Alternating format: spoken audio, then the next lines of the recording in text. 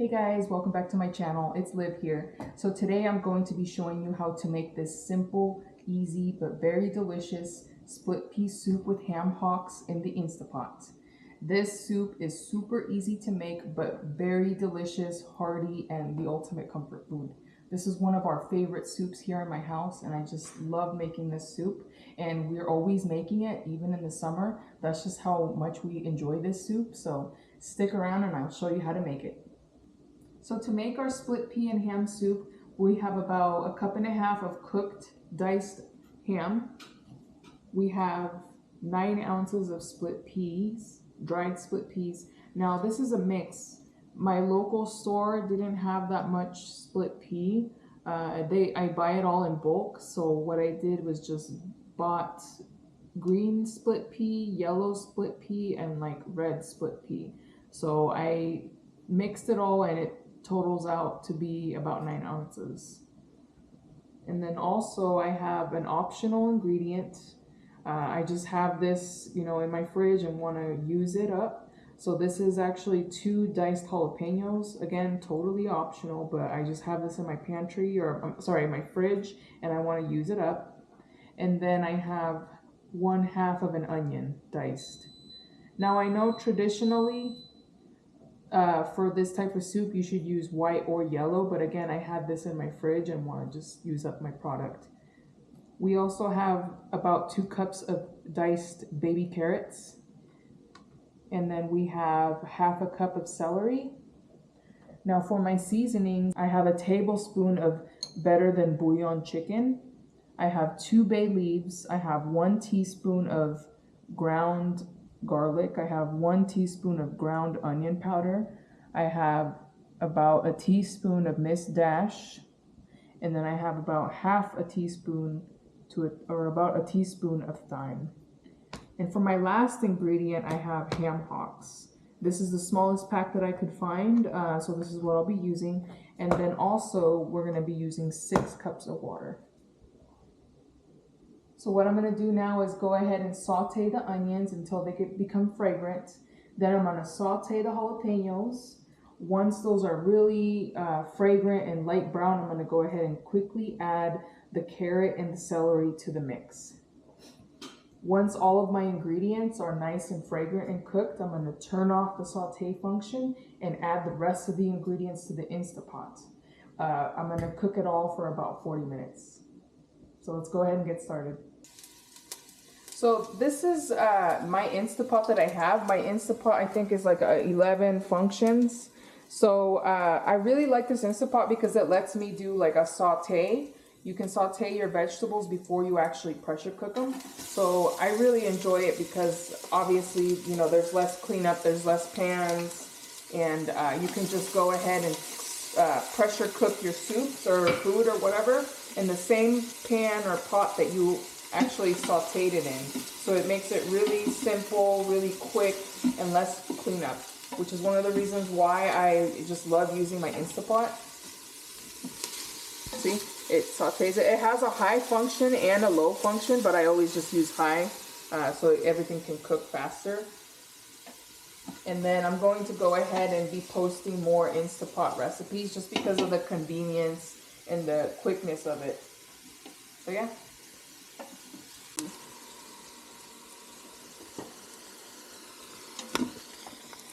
So about 2 minutes has gone by, and it's getting nice and fragrant. So I'm going to go ahead and add the rest of my carrots and celery just to get a nice little saute on them.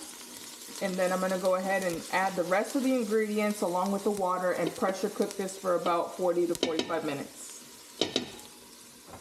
So I forgot to mention that in here I actually added a tablespoon of oil to cook or to brown my onion and my jalapeno.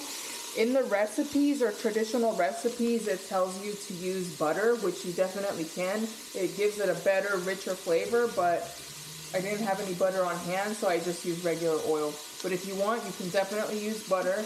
Try to use as good of a quality of an oil or a butter as you can, and it just gives your soup a great taste. So I'm gonna let this saute for like another minute or two before I add the water and the rest of the ingredients. Okay, so I'm gonna start to add the rest of my ingredients. I went ahead and turned off the saute function because we're gonna get ready to turn on the pressure cook function. So there's my ham, here's my split peas, here's my seasonings.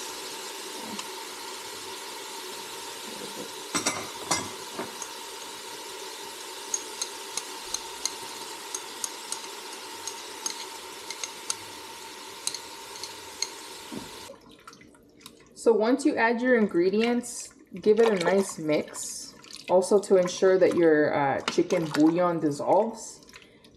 Again, once your soup is done cooking, you can definitely check your soup to make sure it has enough salt for you. But I'm gonna go ahead and start adding the ham hocks. Also, you can add a little bit more water if you feel. I mean, it depends on how you like your soup, right? If you like it really thick, you can add less water, or if you like it more runny, you can add more water.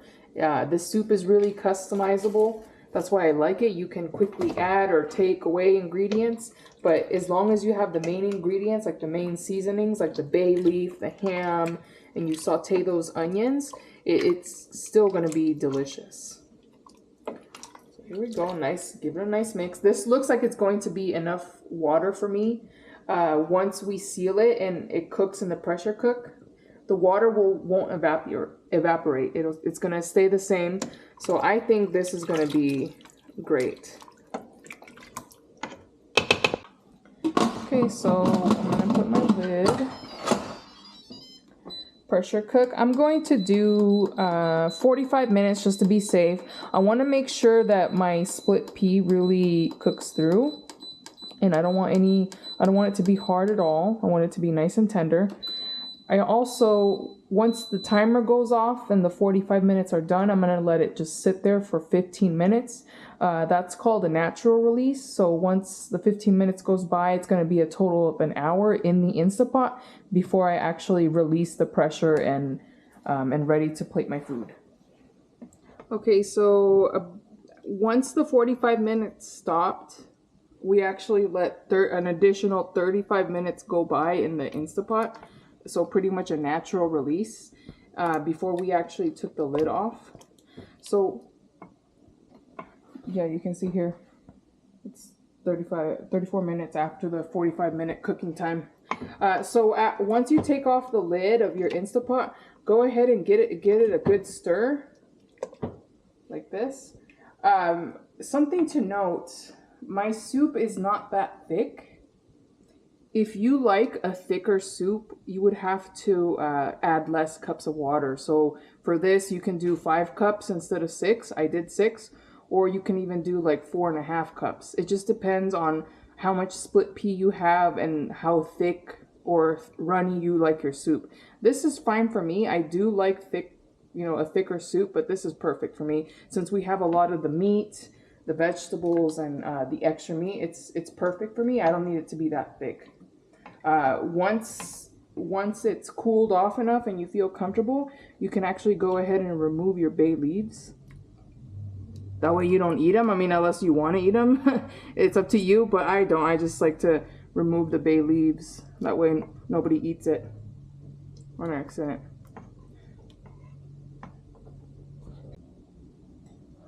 Okay, so I went ahead and plated my food, as you can see, and you can tell that the meat is coming off of the bone from the ham hocks, and the vegetables are not falling apart. They're still intact. And the jalapeno has turned into a different color, a lighter or a darker green. And I know for split pea soup, it's not usual to add jalapeno into your soup.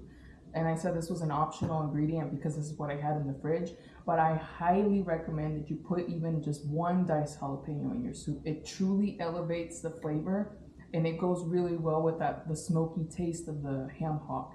So I would give this recipe a 10 out of 10, and I recommend to put the jalapeno in your soup. Again, if you want your soup a little thicker, add less water, but for me, this is perfect. The flavor of everything just goes well. The thyme, the bay leaf, the jalapeno, and the smoke from the ham hocks truly delicious. No canned soup can top this, so I highly recommend that you give this recipe a try. Don't forget to like and subscribe to my channel, and I will see you next time. Take care.